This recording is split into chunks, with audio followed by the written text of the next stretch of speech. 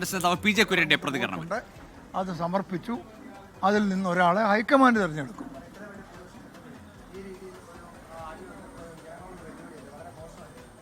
ജനങ്ങളുടെ പ്രതിനിധികളാണ് MLA-മാർ, ജനങ്ങളുടെ റെപ്രസെൻറ്റേറ്റീവ്സാണ്.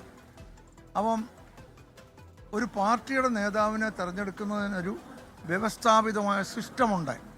തിരഞ്ഞെടുപ്പ് കഴിഞ്ഞാൽ പിന്നീട് MLA-മാരോട് ജനപ്രതിനിധികളോട് ചോദിക്കുകയല്ലാതെ മറ്റെന്താണ് മാർഗം? നിങ്ങൾ പറയുന്നത് ചാനലുകാരുടെ അഭിപ്രായം വെച്ചെടുക്കണമെന്നാണോ നിങ്ങൾ പറയുന്നത്?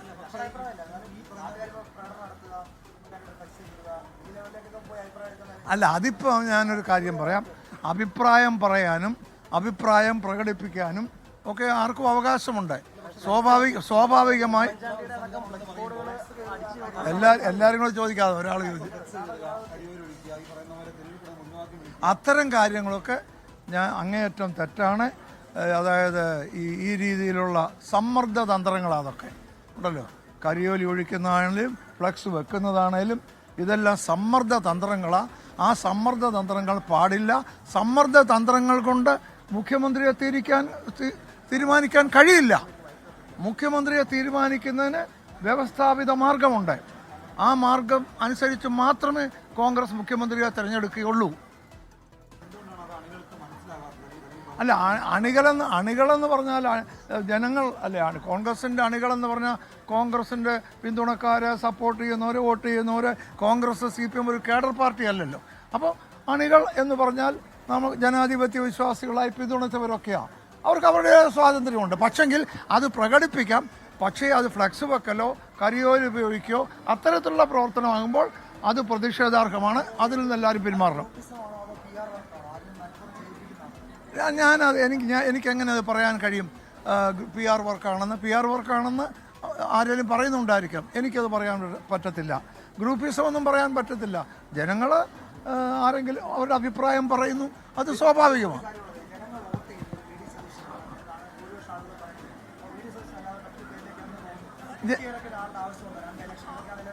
അതെ, ഞാൻ ചോദിക്കട്ടെ, ഈ ഏഷ്യാനെറ്റിൻ്റെ പ്രതിയോട് ചോദിക്കട്ടെ, ജനങ്ങൾ ഭൂരിപക്ഷം VD-സദസ്സിനെ വോട്ട് ചെയ്യുന്ന എവിടാ പറഞ്ഞിരിക്കുന്നത്?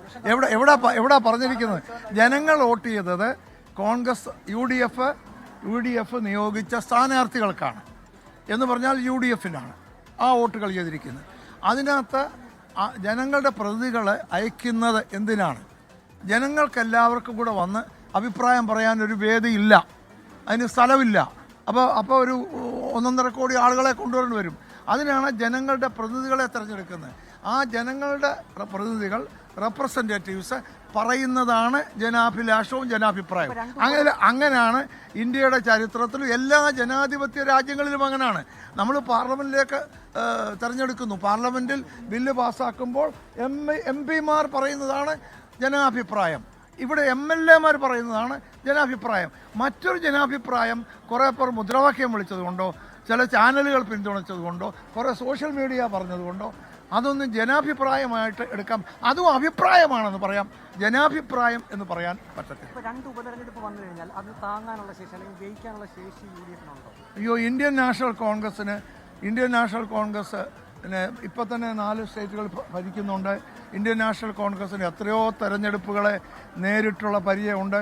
ഇപ്പോൾ 2 ഉപതെരഞ്ഞെടുപ്പോ അതല്ല, എത്ര തെരഞ്ഞെടുപ്പ് വന്നാലും അതിനെ നേരിടാനുള്ള കഴിവ് ഇന്ത്യൻ നാഷണൽ കോൺഗ്രസ്സിനുണ്ട്. ഇപ്പോൾ ഇവിടെ തന്നെ 10 വർഷം പ്രതിപക്ഷത്തിരുന്നതിന് ശേഷമാണ് ഈ തെരഞ്ഞെടുപ്പിനെ നേരിട്ടത്. അതിനെ നേരിടാൻ ഇന്ത്യൻ നാഷണൽ കോൺഗ്രസ്സിന് കഴിഞ്ഞില്ല. അപ്പോൾ ഉപതെരഞ്ഞെടുപ്പൊന്നും അല്ല. ഉപതെരഞ്ഞെടുപ്പ് ഉണ്ടോ ഇല്ലയോ എന്നുള്ളതല്ല പ്രശ്നം. പ്രശ്നമെന്ന് പറയുന്നത് മറ്റൊന്നാണ്. അതായത് ജനങ്ങൾ തിരഞ്ഞെടുത്ത ജനാഭിലാഷമെന്ന് പറയുന്നത് ജനപ്രതിനിധികളുടെ അഭിപ്രായം കേട്ട് വ്യവസ്ഥാപിത മാർഗത്തിൽ കൂടെ തെരഞ്ഞെടുപ്പ് നടക്കപ്പെടും.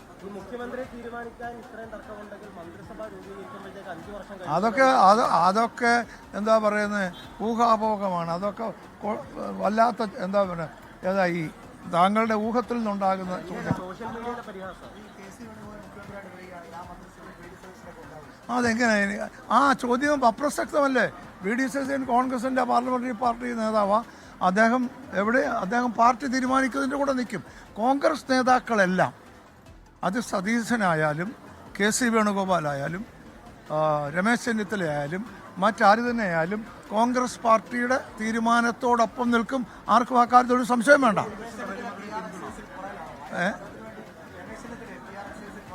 അതെ, ഞാൻ ഈ PR എക്സസൈസ് ഒന്നും പഠിച്ചില്ല. ആരാ മുമ്പിൽ ആരാ പുറകിലെന്ന് പറയാൻ ഞാൻ പഠിച്ചില്ല. നിങ്ങൾക്കറിയാം, നിങ്ങൾ പറഞ്ഞാൽ മതിയോ?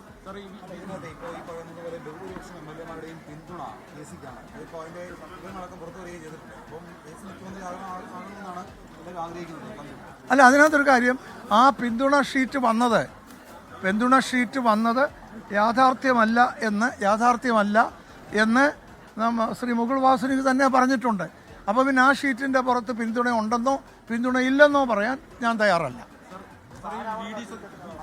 ആരാകണമെന്ന് എനിക്ക് ആഗ്രഹമുള്ളത് നിങ്ങളോട് പറയാൻ ബുദ്ധിമുട്ടുള്ളതിൽ എനിക്ക് ഖേദമുണ്ട്. പക്ഷെങ്കിൽ ആരാകണമെന്ന് ഞാൻ എൻ്റെ അഭിപ്രായം ഞാൻ ഹൈക്കമാൻഡിൻ്റെ പ്രതികൾ വന്നപ്പോൾ അവരോട് പറഞ്ഞിട്ടുണ്ട്. ആ അഭിപ്രായം കൂടെ പറഞ്ഞെടുത്ത് അവർ തിരഞ്ഞെടുക്കും.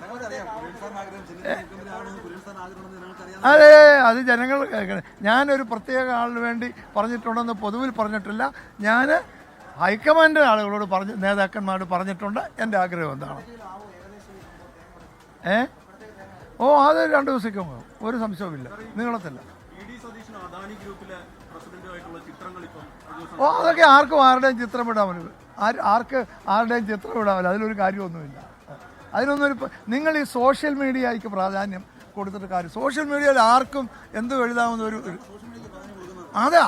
അതിപ്പോൾ നിങ്ങളിപ്പോൾ ചാനലുകാർ വന്നപ്പോൾ ഞാൻ ഇത്രയും സമയം തന്നില്ലയോ എന്ന് പറഞ്ഞ പോലെ ജനാധിപത്യത്തിൽ അഭിപ്രായം പറയാനും കേൾക്കാനും അവസരമുണ്ട്. അത്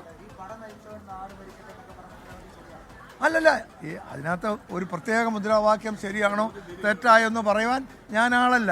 ഓരോരുത്തർക്കും ഇഷ്ടമായ ഓരോരുത്തർക്കും ഇഷ്ടമായ മുദ്രാവാക്യം അവർ വിളിക്കുന്നു, അത്രയേ ഉള്ളൂ. Okay, thank you.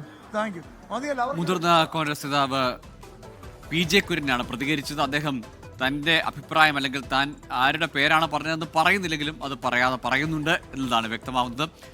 ഭൂരിപക്ഷ അല്ലെങ്കിൽ പൊതുജനാഭിപ്രായമല്ല, അല്ലെങ്കിൽ അണികളുടെ ഈ പരസ്യ പ്രകടനങ്ങളല്ല, തന്ത്രങ്ങളല്ല വേണ്ടത്. തെരഞ്ഞെടുപ്പ് കഴിഞ്ഞാൽ ഇനി MLA-മാരുടെ അഭിപ്രായത്തിന് തന്നെയാണ് മുൻതൂക്കമെന്ന് അദ്ദേഹം പറഞ്ഞു വെക്കുന്നുണ്ട്.